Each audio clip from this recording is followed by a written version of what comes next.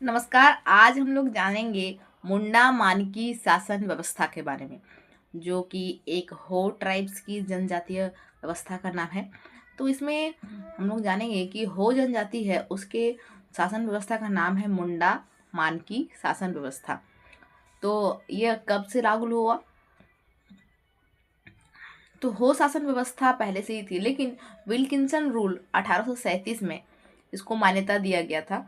Wilkinson rule जब कोल विद्रोह हुआ था, कोल विद्रोह, उसके बाद विल्किंसन ने हो ट्राइब्स के बीच और अंग्रेजों के बीच एक लड़ाई हुई, कोल विद्रोह, तो अलग अलग जगहों में। तो उसके बाद निर्णय के रूप में इसको मान्यता दी गई थी, मुंडा मानकी शासन व्यवस्था। यह शासन व्यवस्था पहले से मौजूद थी हो ट्राइब्स में, लेकिन उसमें इसको पूरी तरीके से मान्यता दी गई है 1837 के विल्किंसन रूल के द्वारा। आगे हम लोग जानेंगे कि मुंडा मानकी शासन व्यवस्था में हो ट्राइब्स का ये शासन व्यवस्था है, तो इसमें क्या महत्वपूर्ण पद है और उसमें एग्जाम में आने की क्या संभावना रखती है। आगे देखते हैं कौन कौन से पद हैं। पहला पद है मुंडा। मुंडा कौन होता है? मुंडा हो शासन व्यवस्था में ग्रामीण प्रधान होता है। ग्रामीण प्रधान होता है। तो ग्रामीण प्रधान के कार्य जो हो अन्य शासन व्यवस्था में होते थे, वही शासन व्यवस्था के जो कार्य है वो मुंडा इसमें भी करता है। तो इसके कार्य क्या होंगे? तो इसके कार्य है माल गुजारी वसूल करना, माल गुजारी वसूल करना, लगान,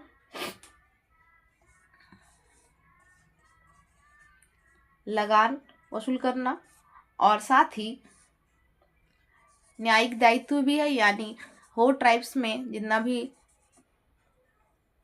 न्याय व्यवस्था को भी देखना इसी का कार्य है। न्याय की भी बात करना मुंडा का ही कार्य है। मतलब कि हो ट्राइब्स में जितने भी विवाद होंगे उसका भी निपटारा मुंडा ही करेगा। और ग्रामीण प्रधान है ये याद रखें कि मुंडा मानकी शासन व्यवस्था में ग्रामीण प्रधान को मुंडा कहा जाता है। आगे देखते हैं।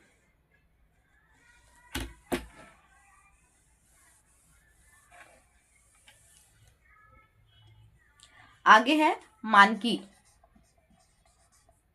ये मानकी का क्या कार्य है वो हम लोग जानते हैं। मानकी जो है वो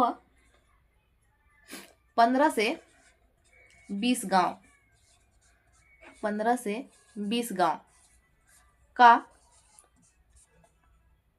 प्रतिनिधित्व करता है। यानी ये अंतर ग्रामीण, मतलब एक से ज्यादा गांव है, अंतर ग्रामीण पंचायत होता है। पंचायत का ये का प्रमुख होता है, ये हेड है। यानी कितने गांव हो सकते हैं उसमें? 15 से लेके 20 गांव का हेड कौन होता है? वो मानकी होता है। एक गांव का हेड आपका मुंडा हो सकता है, लेकिन 15 से 20 गांवों का प्रमुख जो है वो आपका मानकी है। हो ट्राइब्स में डायरेक्ट सवाल आएंगे कि 15 से कितने, मानकी के अंदर कितने गांव हो सकते हैं? तो 15 से लेके 20 गांव हो सकते हैं, जो अंतर ग्रामीण पंचायत का एक हिस्सा है। आगे हम लोग जानते हैं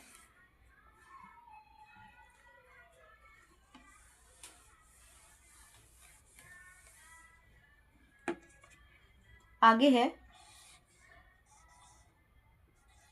तहसीलदार। तहसीलदार का क्या कार्य है? तो आपके हो ट्राइब्स में तहसीलदार का कार्य है लगान,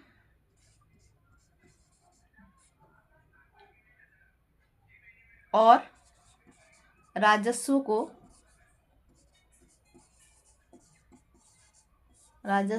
वसूल करना।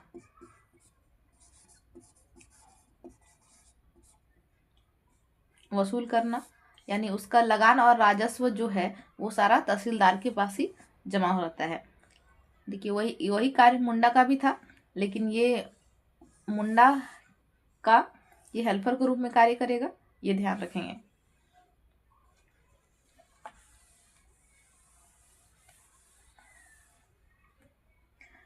आगे है द्यूरी।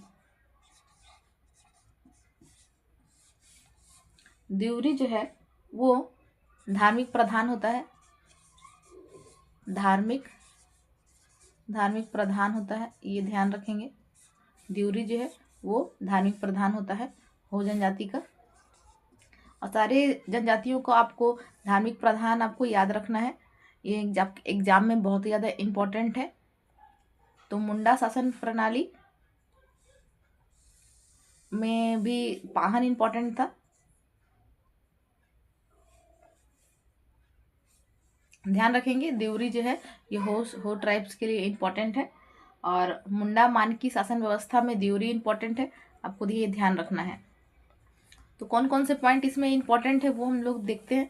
तो सबसे ज़्यादा इम्पोर्टेंट है, कौन कौन से इम्पोर्टेंट है, सबसे पहले आता है मुंडा, फिर मानकी,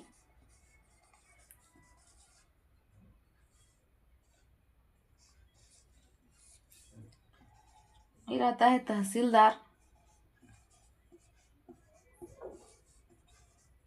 तहसीलदार, और लास्ट में देवरी, देवरी। ये ग्रामीण प्रधान हुआ। मानकी 15 से 20 गांव का प्रमुख होता है, गांव का प्रमुख होता है। तहसीलदार राजस्व वसूल करने का कार्य करता है, राजस्व वसूल करने का कार्य करता है।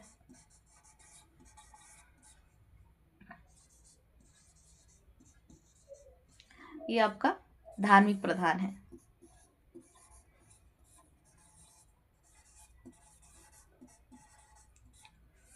तो आपको मुंडा ग्रामीण प्रधान हुआ, मानकी आपका 15 से 20 गांवों का प्रमुख है, वहीं तहसीलदार राजस्व वसूल करता है, और धार्मिक प्रधान आपका देवरी है। ये याद रखिएगा, ये आपके होड ट्राइब्स के लिए बहुत ही ज़्यादा इंपॉर्टेंट हो जाते हैं।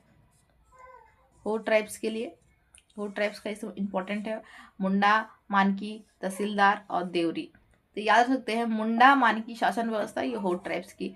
और ये आपको हो जनजाति जो है, हो जनजाति कहाँ निवास करती है ये आप में कमेंट कीजिएगा, कमेंट कीजिएगा, हो ट्राइब्स कहाँ निवास करता है।